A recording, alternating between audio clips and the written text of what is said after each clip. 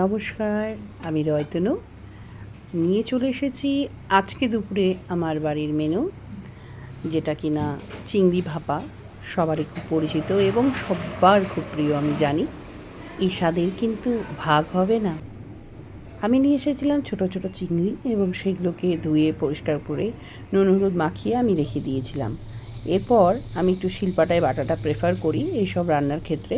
শিলপাটায় সর্ষে নিয়ে তার উপরে জল দিয়ে মিহি করে সর্ষেটাকে বেটে নিলাম। বেটে ওই আর কি ঠাকুমাদের মতো। যাই হোক, আমি কিন্তু এতে একটু পোস্ত দিয়েছি, তার মধ্যে কটা লঙ্কা।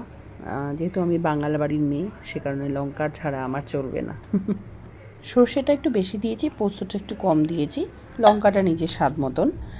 তারপরে সর্ষে, পোস্ত আর লঙ্কাটাকে মিহি করে আমি শিলপাটায় কিন্তু বেটে নিয়েছি সুন্দর করে। দুবারের মতন বেটেছি পোস্তটা, লঙ্কাটা, সর্ষেটা। ঠিক আছে, যাক বাবা, বড় একটা কাজ হয়ে গেল, বাটাবাটি। এবার শুরু হবে কিন্তু মিশ্রণ।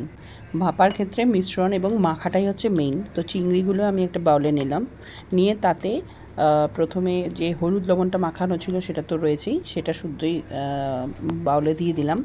এবার তারপরে আমি সর্ষে বাটাটা দিব।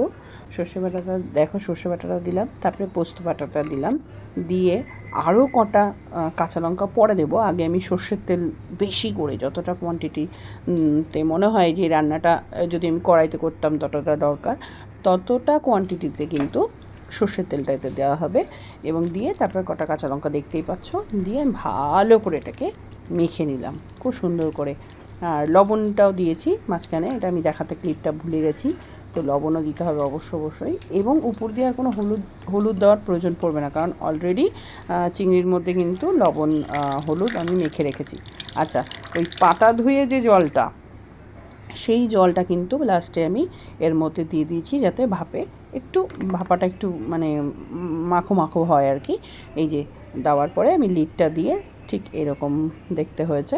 এইবারে আমি একটা কড়াইয়ে একটা স্ট্যান্ড দিয়ে তাতে জল কিছুটা পরিমাণে দিয়ে, অল্প একটু জলটা গরম হয়ে গেলে তার উপরে কিন্তু আমি এটা বসিয়ে দিয়ে লিড দিয়ে ঢাকা দিয়ে দেবো। এবং গ্যাসটা মিডিয়াম টু লোয়ের দিকে আমি কিন্তু করে মিনিমাম আধ ঘন্টা থেকে 1.5 ঘন্টা পরে কিন্তু আমার এরকম একটা ডিশ কিন্তু আমার সামনে রেডি হয়ে যাবে।